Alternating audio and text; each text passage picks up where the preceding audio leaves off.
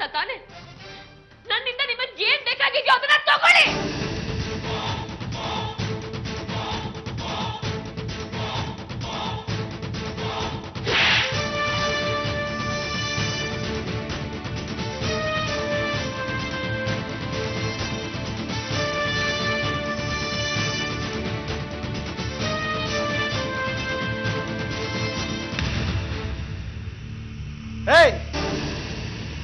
ಇದ್ರ ಮೇಲೆ ಅಷ್ಟೊಂದು ಆಸೆ ಇದ್ದಿದ್ರೆ ಯಾವತ್ತೂ ಬಲವಂತ ಮಾಡಿ ಅದನ್ನ ತಗೋತಿದ್ದೆ. ಅದು ನಿಜವಾದ ಪ್ರೀತಿ ಅನಿಸ್ಕೊಳ್ತಾ ಇರಲಿಲ್ಲ, ಅದು ರೇಪ್ ಅನಿಸ್ಕೊಳ್ತಾ ಇತ್ತು.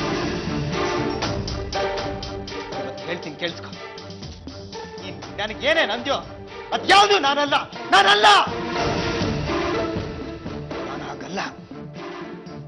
ಒಂದಿನ ಬಿಟ್ಕೊ. ನೀನು ಬಂದು ನನ್ನ ಹತ್ರ ಮುಟ್ಟು ಅಂತ ಹೇಳೋವರೆಗೂ ನಾನು ಇದನ್ನ ಮುಟ್ಟಲ್ಲ. ನನ್ನ ತಲೆ ಮೇಲೆ ಆಣೆ ಮಾಡಿ ನನಗೆ ನಾನೇ ಹೇಳ್ಕೊತಾ ಇದ್ದೀನಿ.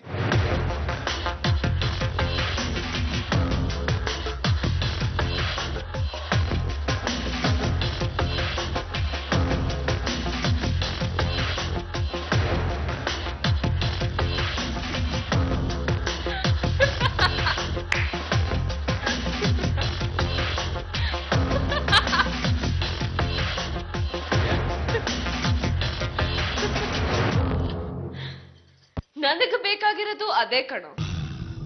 ಜಗತ್ನಲ್ಲಿ ಎಲ್ರು ಒಂದೇಟಿಗೆ 2 ಹಕ್ಕಿ ಹೊಡಿತಾರೆ, ಆದ್ರೆ ನಾನು 3 ಹಕ್ಕಿ ಹೊಡೆದಿದ್ದೀನಿ. ಒಂದು, ಕೀರ್ತಿ ಮನೆ ಬಿಟ್ಟು ಹೋದ್ಲು. ಈ ಮನೆಯವ್ರ ನೆಮ್ಮದಿ ಸಂಪೂರ್ಣವಾಗಿ ಸರ್ವನಾಶ ಆಗೋಯ್ತು. 3ನೇದು, ನನ್ನ ಗಂಡನ ಪ್ರಾಬ್ಲಮ್ ಪರ್ಮನೆಂಟ್ ಆಗಿ ಕ್ಲೋಸ್ ಆಗೋಯ್ತು.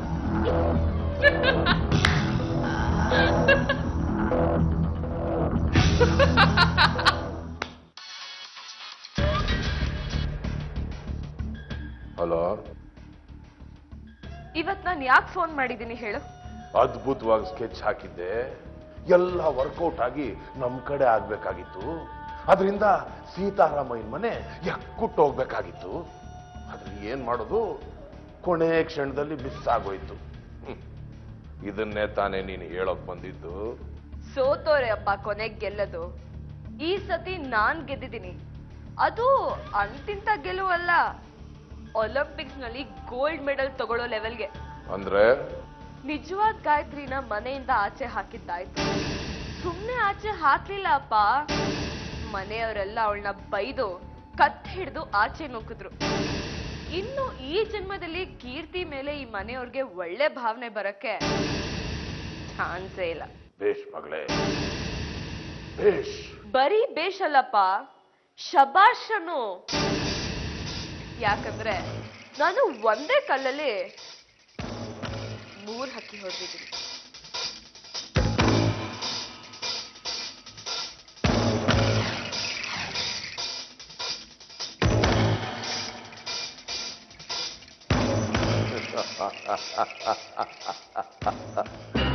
ಹಾಗಾದ್ರೆ ನಿನ್ ಗಂಡ ಕತ್ಲಲ್ಲಿ ನೀನು ಅನ್ಕೊಂಡು ಅವಳನ್ನ ತಪ್ಕೊಂಡ?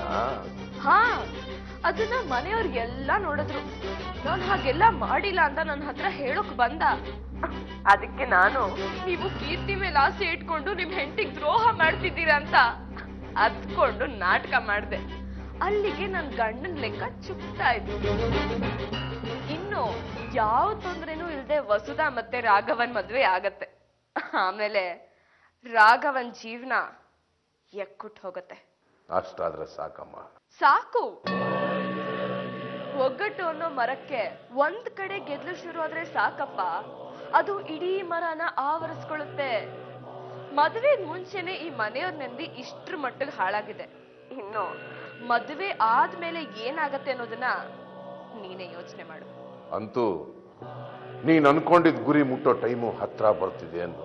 ನಡೆಯೋ ಮದ್ವೆಲಿ ಎಲ್ರ ಮುಖದಲ್ಲೂ ಪ್ರೇತದ ಕಳೆ ಇರುತ್ತೆ. ಅದನ್ನ ನೋಡೋದೇ ಚಂದ ಅಪ್ಪ. ಇನ್ನು ಈ ಮನೆ ಬೇಸರ ಸಿಡಿದು ಆಚೆ ಬಂದು ಒಬ್ಬೊಬ್ರ ವಿರುದ್ಧ ಒಬ್ಬೊಬ್ರು ನಿಂತು ಮಾತಾಡಿ ಜಗಳ ಆಡಿ ಈ ಮನೆ ಯಜಮಾನ ಸೀತಾರಾಮಯ್ಯನ ಆಚೆ ನೂಕೋ ಕಾಲ ದೂರ ಇಲ್ಲಪ್ಪ. ಇದನ್ನ ಸಾಧಿಸಿದವಳು ಅದನ್ನೂ ಸಾಧಿಸ್ತೀಯ ಅನ್ನೋ ನಂಬಿಕೆ ನನಗಿದೆಯಮ್ಮ. ಆದ್ರೆ ಇದ್ರ ಮಧ್ಯೆ ನಿನ್ ಜೀವನ ನಾನ್ ಸುಡೋದ್ರಿಂದ ಈ ಮನೆ ಸುಡತ್ತೆ ಅನ್ನೋದಾದ್ರೆ ನನಗ್ ನಾನೇ ಬೆಂಕಿ ಹಚ್ಕೊಳ್ಳೋಕ್ಕೂ ರೆಡಿ. ಇವತ್ತು ನೀನ್ ಪಾರ್ಟಿ ಮಾಡು, ಮುಂದಿನ ಪಾರ್ಟಿಗೆ ನಾನು ನಿನ್ ಜೊತೆ ಬರ್ತೀನಿ. Good night.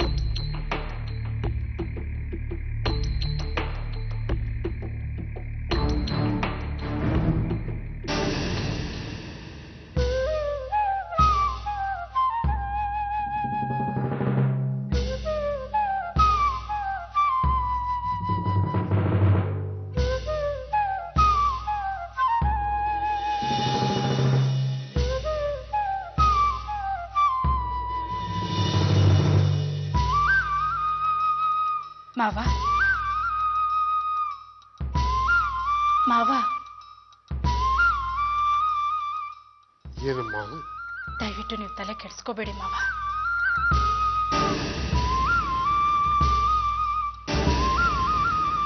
ಏನೋ ಆಯ್ತು ಹೋಯ್ತು ಅಂದ್ಕೊಂಡು ಸುಮ್ಮನಿದ್ಬಿಡಿ.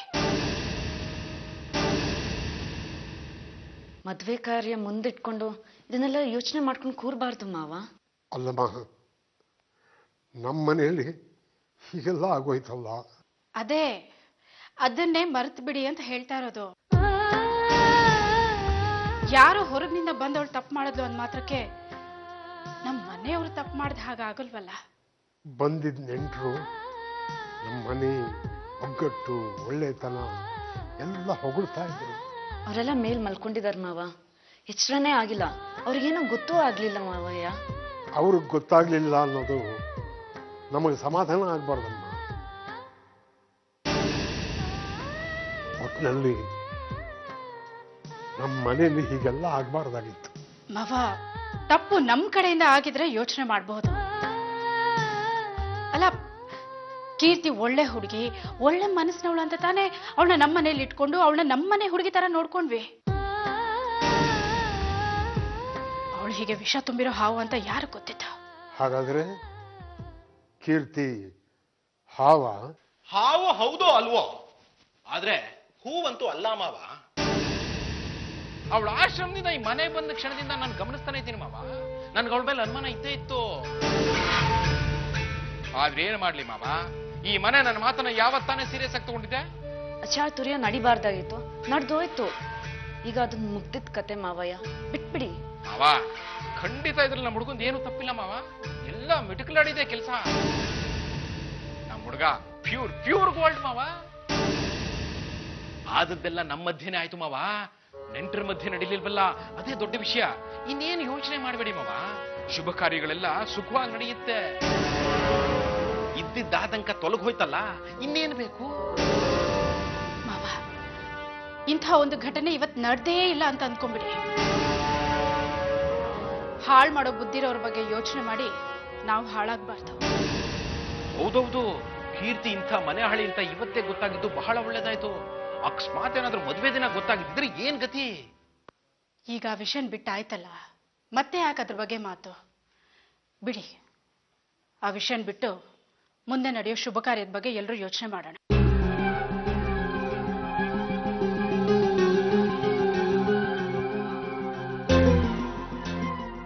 ಯಾವುದನ್ನು ತಲೆಗೆ ಹಾಕೊಳ್ದೆ ನೆಮ್ಮದಿಯಾಗಿ ನಿದ್ದೆ ಮಾಡಿ ಮಾವ.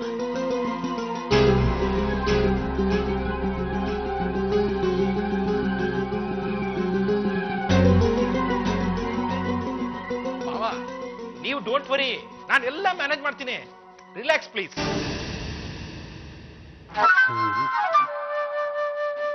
ಅಷ್ಟು ಒಳ್ಳೆ ಹುಡುಗಿ ಆಗಿದ್ದ ಕೀರ್ತಿ ಈ ತರನ, ಅಥವಾ ನಾನೇ ನಂಬಿ ಮೋಸ ಹೋಗ್ಬಿಟ್ನ?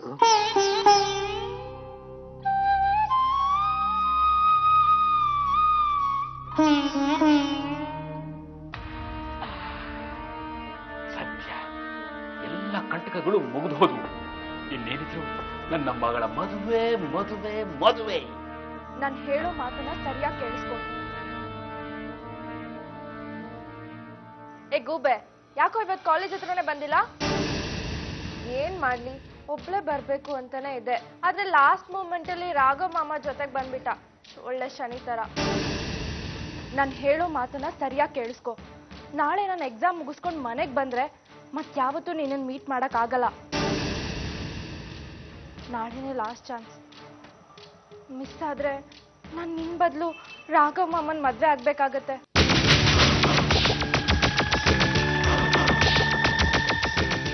ಕೋಳಿಗೆ ತಾಳಿ ಬಿದ್ಮೇಲೆ ಏನು ಮಾಡಕ್ಕಾಗಲ್ಲ.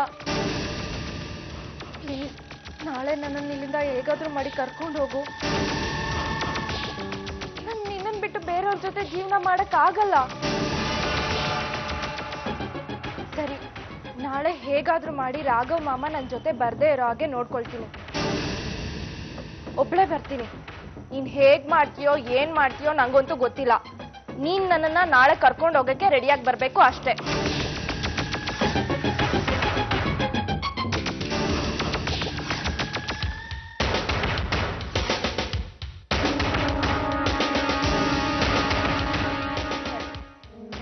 I love you. Bye. Good night.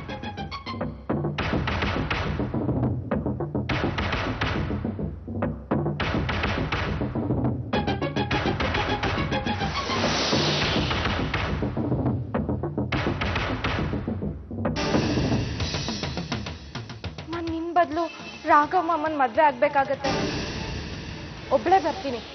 ನೀನ್ ಹೇಗ್ ಮಾಡ್ತೀಯೋ ಏನ್ ಮಾಡ್ತೀಯೋ ನಂಗಂತೂ ಗೊತ್ತಿಲ್ಲ. ನೀನ್ ನನ್ನನ್ನ ನಾಳೆ ಕರ್ಕೊಂಡು ಹೋಗಕ್ಕೆ ರೆಡಿಯಾಗಿ ಬರ್ಬೇಕು ಅಷ್ಟೇ.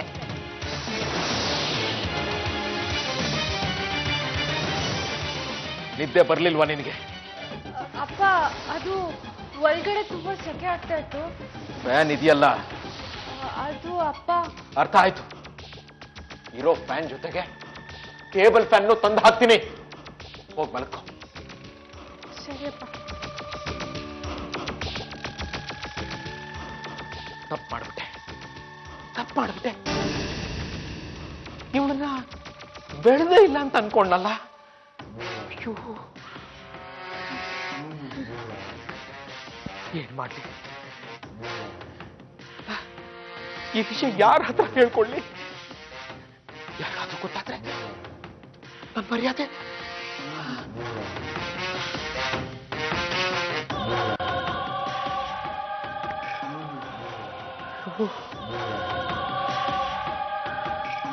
ಇಲ್ಲ, ಯಾರು ಹೇಳಬಾರ್ದು. ಹಾಗೆ ನಿಭಾಯಿಸ್ಬೇಕು.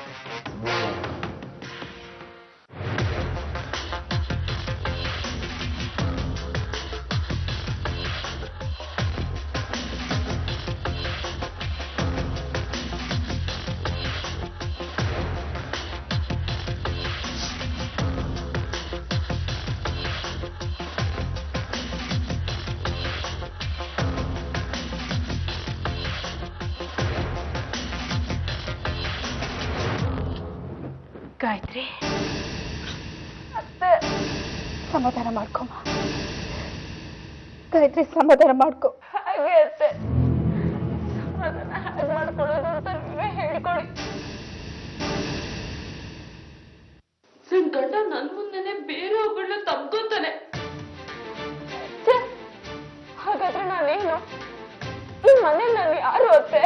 ನೋಡಮ್ಮ, ಏನಾಯ್ತು, ಯಾಕಾಯ್ತು, ಇದಕ್ಕೆಲ್ಲ ಏನ್ ಕಾರಣ, ಯಾರು ಕಾರಣ, ಅದ್ರ ಬಗ್ಗೆ ಎಲ್ಲ ಈಗ ವಿಚಾರಿಸೋದು ಸರಿಯಲ್ಲಮ್ಮ. ಮದುವೆ ಮುಂದೆ ಇಟ್ಕೊಂಡು ಮನೆಯಲ್ಲಿ ಬೇರೆ ಚರ್ಚೆ ಬೇಡಮ್ಮ. ಹಾಗಂತ ನೀನ್ ನಿನ್ ಗಂಡನ ತಪ್ಪು ತಿಳ್ಕೊಂಬೇಡ. ಕೇಶವ ತುಂಬಾ ಒಳ್ಳೆಯವನು. ಹೌದು ಗಾಯತ್ರಿ, ಆ ಕೀರ್ತಿನ ಏನೋ ಮಂಕ್ಬೋದೆ ಎರ್ಚಿದಾಳೆ. ವೈದೇಹಿ, ಈಗ ಅದ್ರ ಬಗ್ಗೆ ಎಲ್ಲ ಮಾತಾಡೋದು ಬೇಡ ಅಂತ ಹೇಳಿದ್ನಲ್ಲ. ಮದುವೆ ಒಂದಾಗ್ಬಿಡ್ಲಿ, ಹಾಳು ಮಾಡೋವನ್ನ ಮನೆಯಿಂದ ತೊಲಗ್ಸಾಯ್ತಲ್ಲ. ಯಾರ್ಯಾರನ್ನ ಎಲ್ಲೆಲ್ಲಿ ಇಡ್ಬೇಕೋ ಅಲ್ಲೇ ಇಟ್ಟಿರ್ಬೇಕಾಗಿತ್ತು. ಅವಳನ್ನ ತಲೆ ಮೇಲೆ ಕೂರಿಸ್ಕೊಂಡಿದ್ದು ನೀನೇ ಗಾಯತ್ರಿ. ಆಶ್ರಮದ ಹೆಣ್ಮಗಳು ಪಾಪ, ಮದ್ವೆ ಮುಗಿಯೋ ತನಕ ಅವಳು ಇಲ್ಲೇ ಇರ್ಲಿ ಅಂತ ನೀನೇ ಹೇಳಿದ್ದು. ಅವಳು ಹೋಗ್ಲಿ ಆಶ್ರಮಕ್ಕೆ ಅಂತ ನಾನು ಹೇಳಿದ್ರು ಬೇಡ ಅತ್ತೆ, ಅವಳು ಇಲ್ಲೇ ಇರ್ಲಿ ಅಂತ ಅವಳ ತಲೆ ಮೇಲೆ ಕೂರಿಸ್ಕೊಂಡೆ ನೀನು. ಹೌದು ಅತ್ತೆ,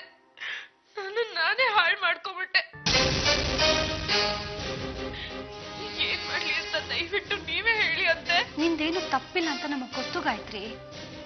ಕೇಶವನ ಎಂಥ ಪರಿಸ್ಥಿತಿಯಲ್ಲಿ ನಿನ್ ಕೈ ಹಿಡಿದೆ ಅನ್ನೋದನ್ನ ನಾವೆಲ್ಲರೂ ಮರ್ತಿದ್ದೀವಿ ಅಂದ್ಕೊಂಡ್ಯಾ? ಕೇಶವ ನೀನು ತಾಳಿ ಕಟ್ಟೋ ಸಮಯದಲ್ಲಿ ಯಾರೋ ಒಬ್ಳು ಬಂದು ಕೇಶವ ನನ್ನ ಗಂಡ, ಅವನ ಮಗು ನನ್ನ ಹೊಟ್ಟೆಲಿ ಬೆಳೀತಾ ಇದೆ ಅಂತ ಹೇಳಿದಾಗ ಅವಳು ಕೂಗುದು ಉಪ್ಪು ಹಾಕಿ ನಮ್ಮನೆ ಮರ್ಯಾದೆ ಉಳಿಸ್ತವಳು ನೀನು. ನಿನ್ ವಿಶ್ವಾಸ ಈ ಮನೆ ಒಗ್ಗಟ್ಕಿಂತ ದೊಡ್ಡದಮ್ಮ. ಅದೇ ಆ ವಿಶ್ವಾಸಕ್ಕೆ ಸಿಕ್ಕ ಬೆಲೆ ಇದೇನಾ ಅಂತೆ. ಬೆಲೆ ಇದೆ ಅಮ್ಮ, ಖಂಡಿತವಾಗ್ಲೂ ಬೆಲೆ ಇದೆ. ಅದನ್ನ ಕಳೆಯೋ ಪ್ರಯತ್ನ ಕೀರ್ತಿ ಮಾಡಿದ್ದಾರೆ. ವಸುಧ ಮತ್ತೆ ರಾಘವನ್ ಮದ್ವೆ ಮುಗಿದ್ಬಿಟ್ಟೆ, ಸರಿನಾ? ಏನ್ ಮಾಡದ್ ಗಾಯತ್ರಿ, ಕೆಲವು ಸತಿ ಕೆಟ್ಟದನ್ನ ಒಳ್ಳೇದ್ ಅನ್ಕೊಂಡ್ಬಿಡ್ತೀವಿ. ಕೀರ್ತಿ ವಿಷಯದಲ್ಲಾಗಿದ್ದು ಅದೇ. ಸಮಾಧಾನ ಮಾಡ್ಕೊ. ಸರಿ, ಆದ್ರೆ ಇವಾಗ ಒಂದ್ ಸ್ವಲ್ಪ ಹೊತ್ತು ನಾನು ಒಬ್ಬಳನ್ನೇ ಬಿಟ್ಬಿಡಿ ಅಂತೆ, ಪ್ಲೀಸ್. ಸರಿಮಾ, ಸರಿ. ಆದ್ರೆ ಬೇರೆ ಏನಾದ್ರೂ ಕೆಟ್ಟದಾಗಿ ಯೋಚನೆ ಮಾಡಿ ಏನಾದ್ರೂ ತಪ್ಪು ನಿರ್ಧಾರ. ಅತ್ತೆ, ಸಾವ್ ಹೆಂಗಿದ್ರು ಬರುತ್ತೆ, ಆದ್ರೆ ನಾನು ಬದುಕ್ಬೇಕು ಅಂತ ಇರೋಳು. ನನ್ ಸಂಸಾರ ಹಾಳಾಗ್ಬಾರ್ದು ಅಷ್ಟೇ.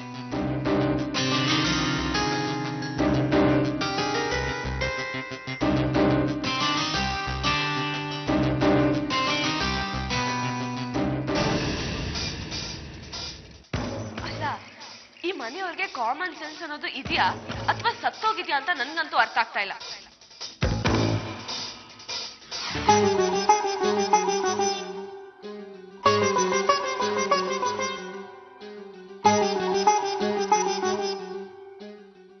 ಕೀರ್ತಿ ತುಂಬಾ ಒಳ್ಳೆಯವಳು ಅಂತ ಅನ್ಕೊಂಡಿದ್ದೆ.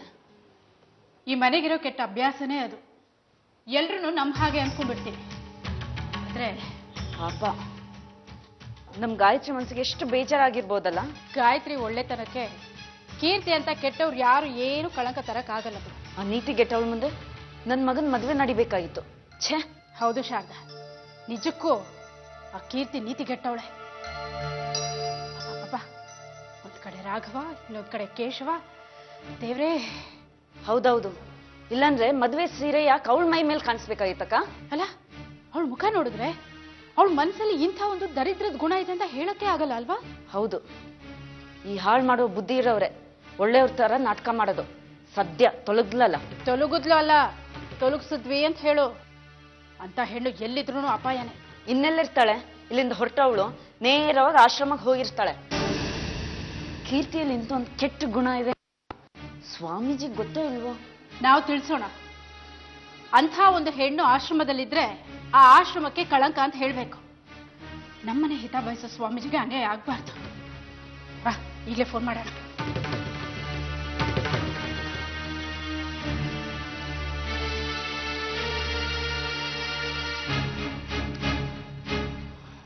ಹರಿ ಓಂ. ಹೇಳಿ, ಯಾರು ಮಾತಾಡ್ತಾ ಇರೋದು? ನಾನು ಸೀತಾರಾಮಯ್ಯನವ್ರ ಮನೆಯಿಂದ ಮಾತಾಡ್ತಾ ಇರೋದು, ಅನ್ನಪೂರ್ಣ ಅಂತ. ಸ್ವಾಮೀಜಿ ಇದ್ದಾರಾ? ಒಂದ್ ನಿಮಿಷ ಕರಿತೀನಿ. ಅಕ್ಕ, ನಾನು ಮಾತಾಡ್ತೀನಿ. ಸ್ಪೀಕರ್ ಆನ್ ಮಾಡ್ತೀನಿ, ಇಬ್ರು ಮಾತಾಡೋಣ.